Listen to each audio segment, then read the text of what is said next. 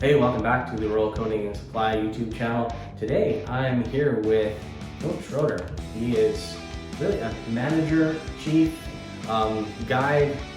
He's the guy who basically is running the operations and really helping the stores expand and grow across Canada.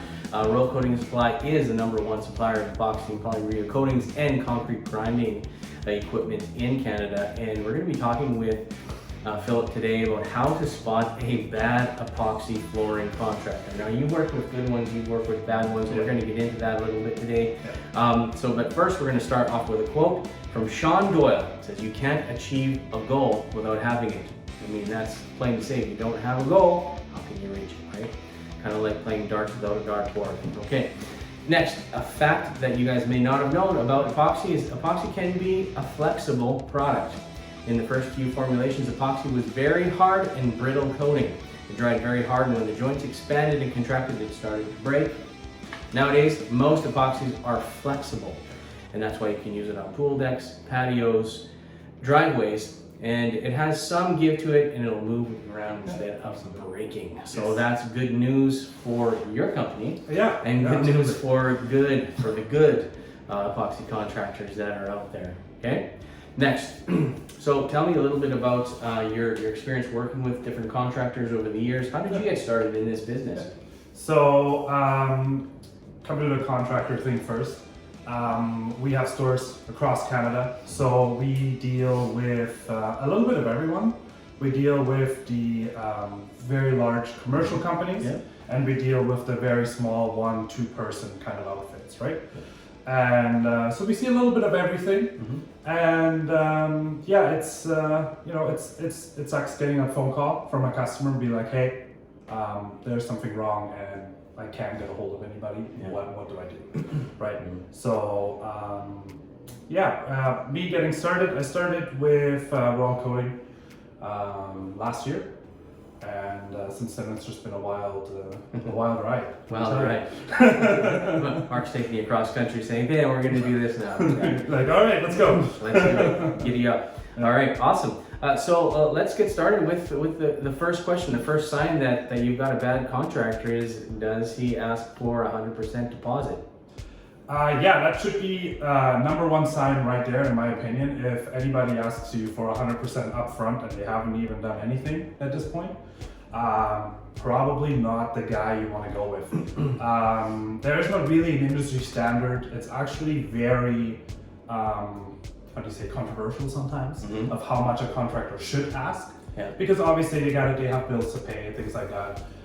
Rule of thumb is 30%, which usually covers material and their cost. Okay. So, between 30 to 50 when the job starts, rest upon completion is most of the time what you're looking for. Okay, that's fair. I think it's good advice for people to if you haven't hired a contractor before. If they ask for 100% up front, your red flag should go up, and you'll be like, okay, I think I'm going to call around a little bit first before I commit. Okay, thank you very much.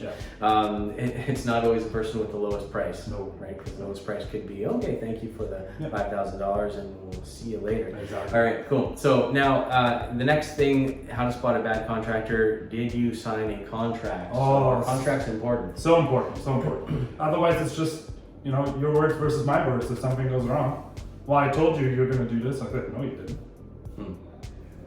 Right. What are you going to fall back on, right?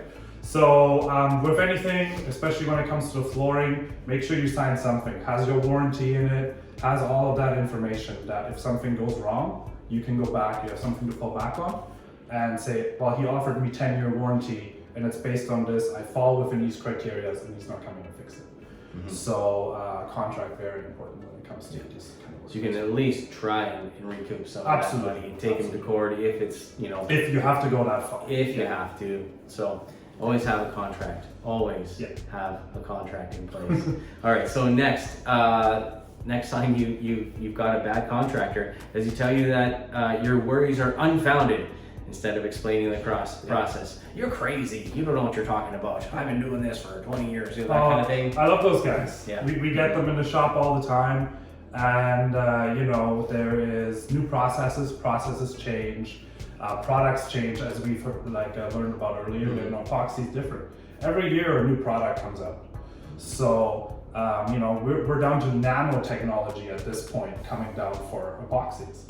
And if you go into somebody's house and they're like, well, I read this online and this, and I'm worried about, you know, I know I have water issues, moisture problems.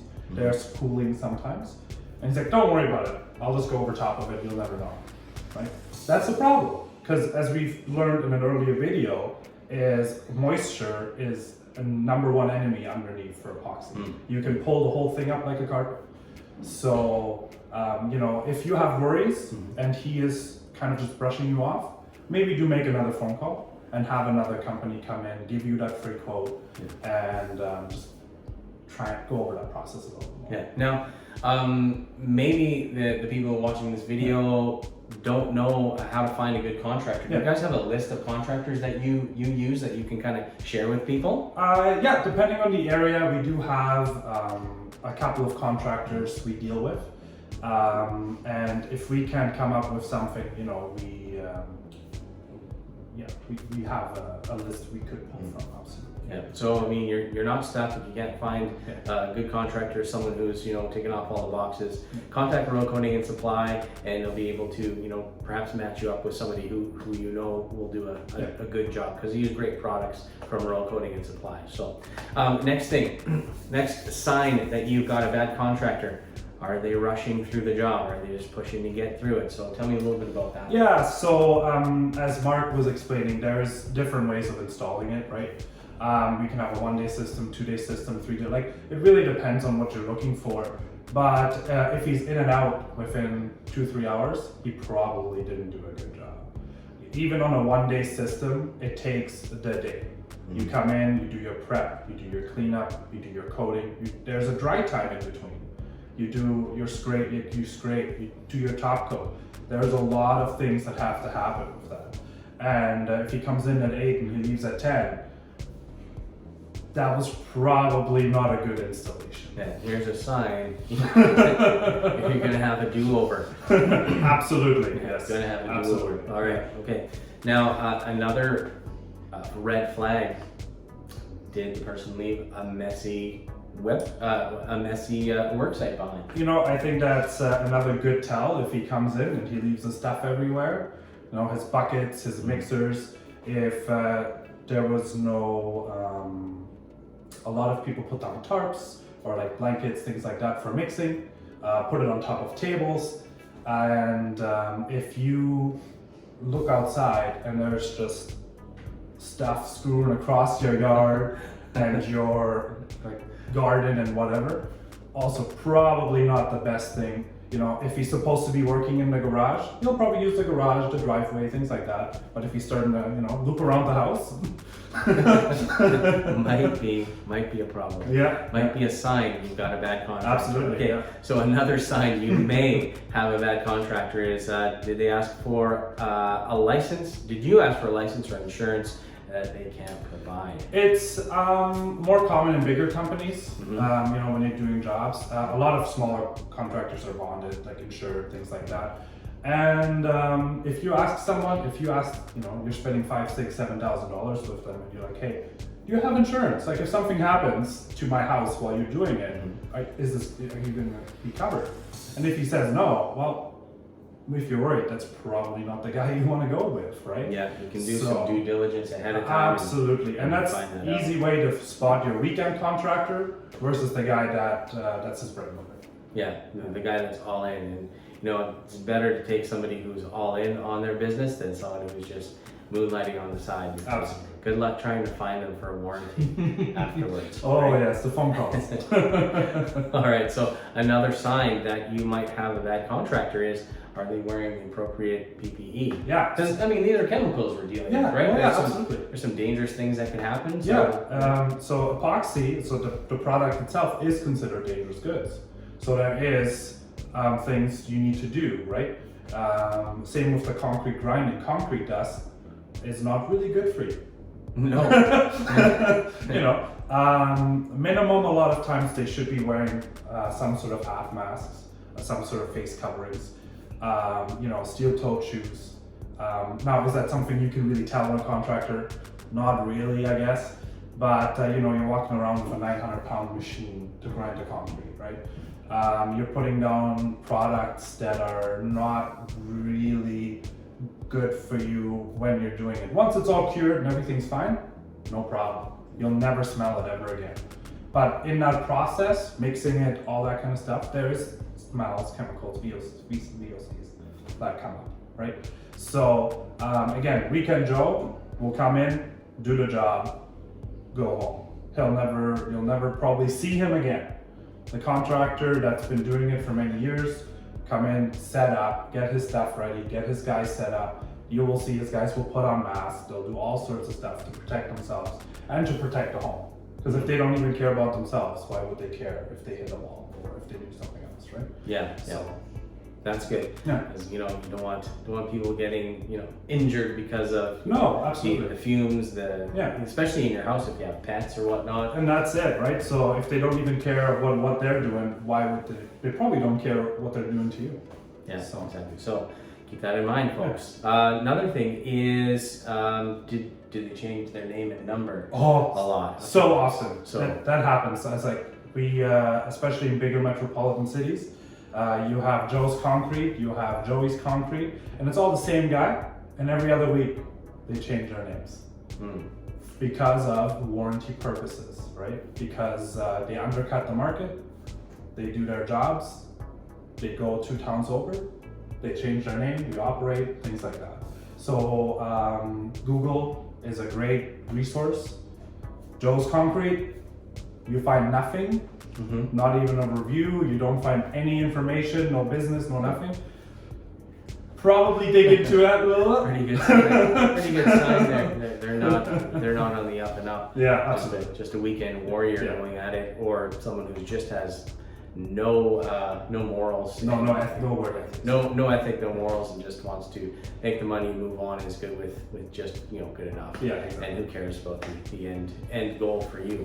So the next thing, the rates way lower than somebody else. That's another sign. It is. We see that a lot of times in metropolitan cities. Like we do have a store in Toronto, and the rates go anywhere from $1 a square foot to $6, $7, $8 a square foot.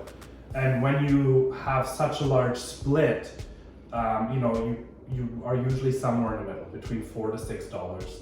If you are going lower than that, that means they're cutting corners, or they're using product that is inferior.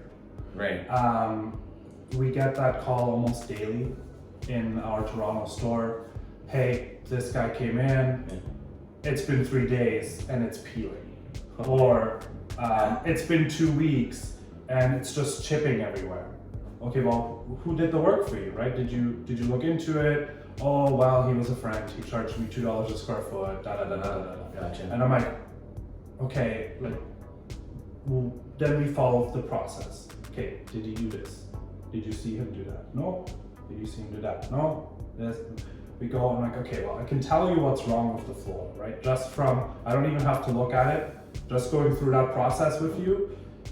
Cutting corners, prep is the most important thing.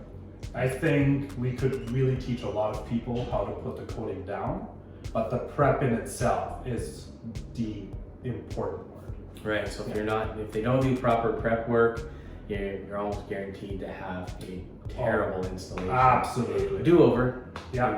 And then you're paying twice the price, because then you have to get somebody to come and replace that for you, grind it all up, and then redo it. So you're not really saving any money by going cheap. Yeah, it's usually not a good idea to go with the lowest price. No, not usually, no. It's not.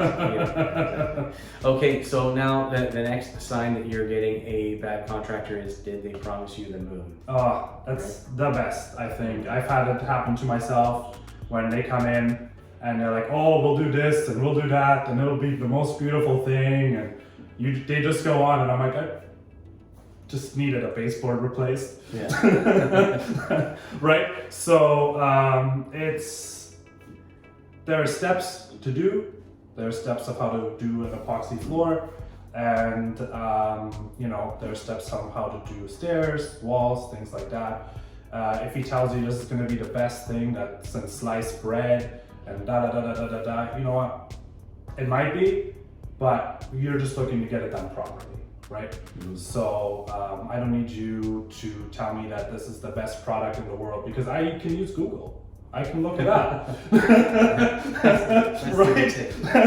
I can always tell. Yeah, I can always tell. So when somebody comes in and they promise me personally all these things, I'll look them up, right? And then that's the easiest way to figure it out. Are you for real? Is this a thing you can do? No, because as per everybody else in the world, you can't be doing this. Yes. So you're a unicorn. So yeah, exactly. You don't exist. So you know, just doing your due diligence is really important with contractors. I know price is so important for a lot of people, but at the end of the day, saving that $1,000 now, you're gonna be putting it back in when it comes to these epoxy floors. Yeah. Right. So absolutely, it's not really saving anything when you cut corners and get a cheap contractor, because you'll be paying double or more. Or more, usually more, yes, because like I said, there's removal, there's all sorts of stuff that comes into it, and yeah, it's never a good bet. All right, well, then you've heard it here from Philip from Royal Coating and Supply. And you guys are looking for a good supplier. If you are a concrete contractor and you're wanting to get into doing more of these types of coatings for garage floors and indoor-outdoor situations, definitely talk to these guys. They know what they're talking about. They've got some of the best products available in Canada for concrete grinding, rentals, sales, as well as any type of coating that you might need for any job that you're doing. Plus, they have the knowledge base behind them to help you kind of get started and know what to do and take the steps to get it done right. So talk to the guys at Royal Coating and Supply, and we will see you guys on the next video. Yeah.